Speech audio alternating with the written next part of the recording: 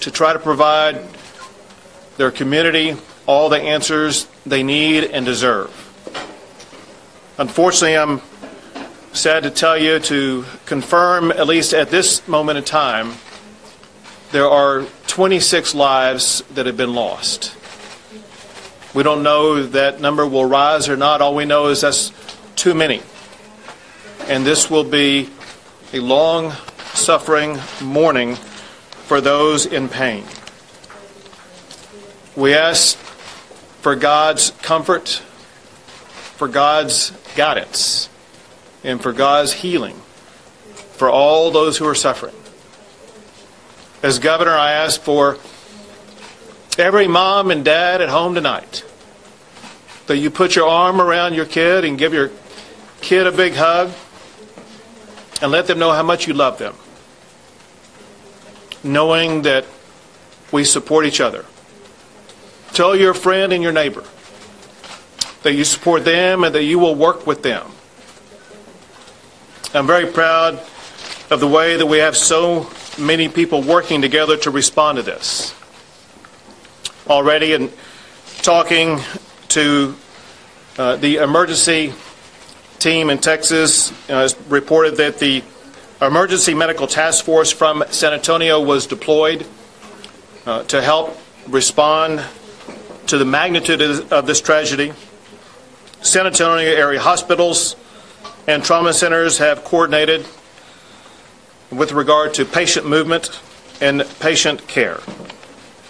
The Red Cross has set up Family Assistance Center to help all families affected by this. One thing that is very important for everybody affected by this, whether you're a family member or non-family member, is that you avail yourself of counseling resources that will be made readily available in abundance. Now, we have so many people who have helped respond in coordinated fashion already. I want to express my gratitude to the President who called from overseas, my gratitude to Senators Cornyn and Cruz, with whom I've already spoken, as well as members of the Texas legislature. But when you look at the robust response from just the immediate area, I want to express my gratitude to the Sheriff of Wilson County, to the District Attorney from this area, Audrey Lewis. The reason I say this area is because her territory is larger than just Wilson County. And to DPS Regional Director Freeman Martin. Each of those three will be speaking shortly. But also to the mayor of the area where we are located right now, the mayor of Stockdale, to the Department of Homeland Security, to the ATF, the FBI, the Bexar County Sheriff's Office, the Guadalupe County Sheriff's Office, the Wilson County Sheriff's Office, the Livernia Police Department, the Stockdale City Marshal's Office, and the Seguin Police Department. And I have no doubt that there are other law enforcement as well as emergency agencies that have responded to this. And I regret if I did not mention you. Just know that we appreciate the profound way that everybody's come together. I would like to now turn things over to Sheriff Joe Tackett from Wilson County, in whose jurisdiction the crime occurred and whose jurisdiction we're in right now. Thank you, Governor. Thank you for your kind words. We all in here know what happened today, and it's something we all say does not happen in small communities. Well, we found out today it does. We need your support. You know, as media, don't blow it out there that, you know, it should have never happened, because it does happen. And we sincerely feel sorry for all of the people that are involved. We don't know names of any of the victims at this time, because we're still trying to work the crime scene. As we get the names, we're going to be contacting family members and letting them know what we have. But at this time, we don't have any names of any of the victims. Thank you. Thank you. Next is the District Attorney, Audrey Lewis. Thank you all. We know that you have lots of questions that you want answers to, but understand this. Our number one priority and goal is to the victims and their families at this point, and we ask that you respect that as well. We want to make sure to notify victims' families before media gets a hold of that information. It is critical to those families that if we have bad news to bear, they need to hear it before it's announced on the media, and we're going to try to work to ensure that that occurs. We have lots of law enforcement who are all working very well together with federal and local and state agencies, and we highly commend the professionalism that's occurring. But because we have to make sure that that crime scene is handled appropriately, it takes time. And unfortunately, that leaves a lot of victims' families wanting answers that we don't really have for them at this very moment. We will be updating them as soon as we have information and providing that information so that they have the answers they need to deal with either the loss or go to their loved ones who may be in the hospital. We appreciate the work of all law enforcement, and we appreciate you guys. We know that you're trying to get out information. We don't feel there is a threat that's continuing, and I think that the media has done a pretty good job of making sure that that's been pronounced to the public. But we are working very diligently both to inform the families and to preserve that crime scene and make sure that it's handled appropriately. So thank you all for your time. Thank you. And next is DPS Regional Director Freeman Martin.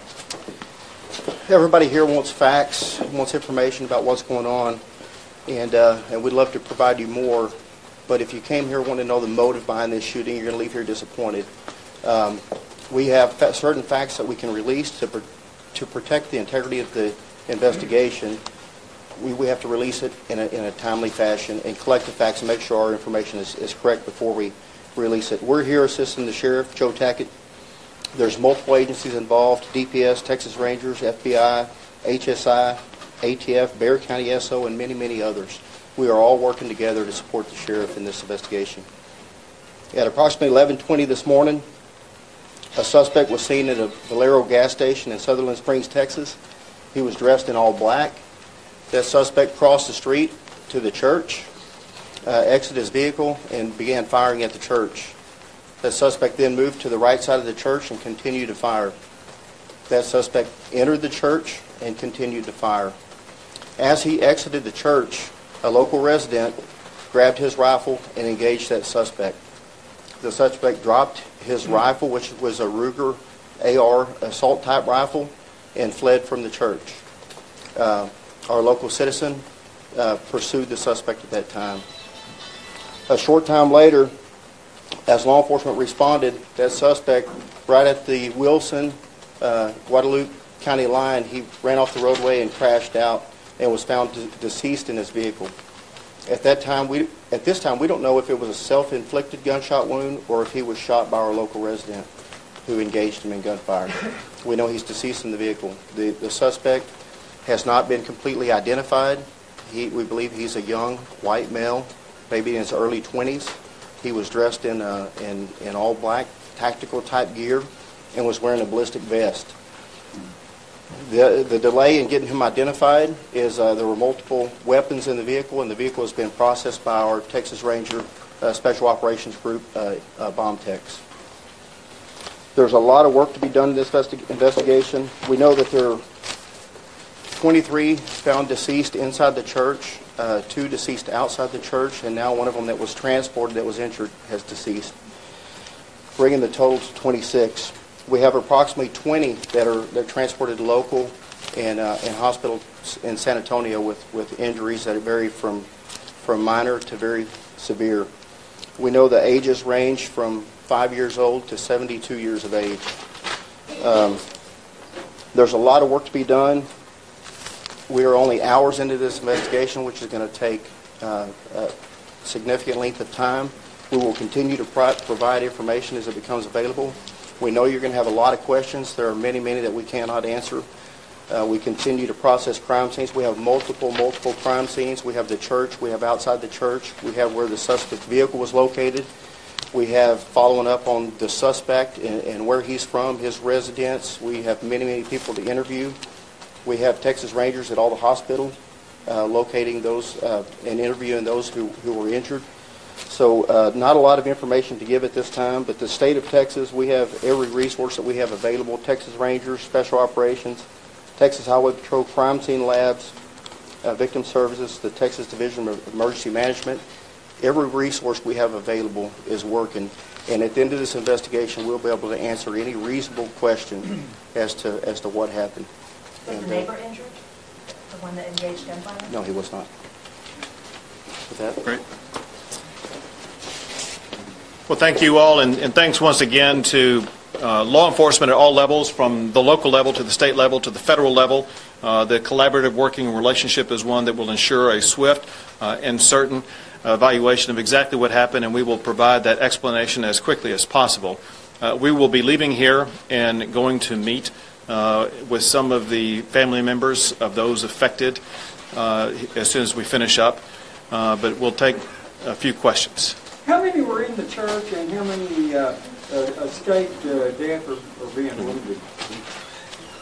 Anybody who knows that, feel free. We don't have those numbers. There were people in the church that escaped that were not injured, but we don't have all that information. I'm sorry. Was Mass being held at the time? Yes. Was the suspected shooter part of any sort of known militia group? Is that being investigated? Not at this time. That is being investigated, but we can't say one way or the other.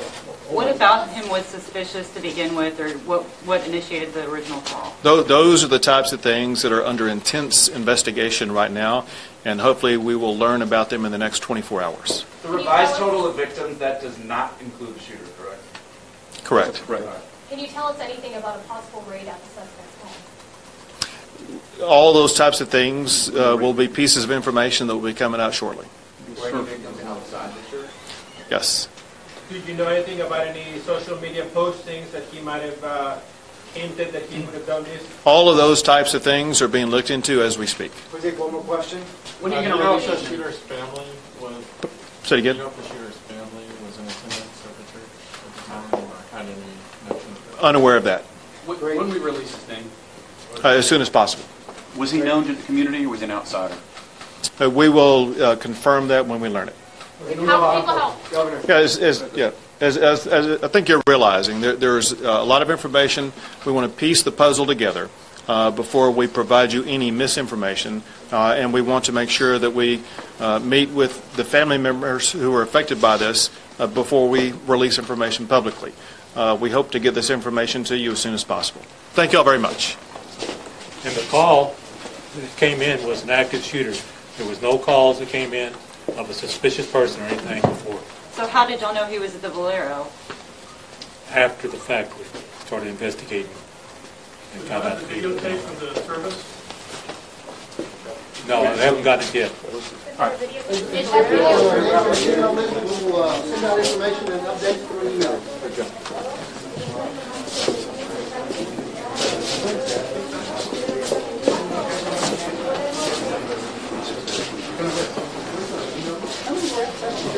Two dead, so there's 23 in the church and one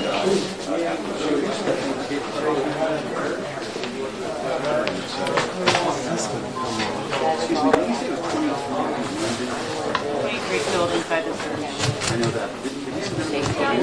Didn't say? Okay. So these are all jammed up. This tape tear easily.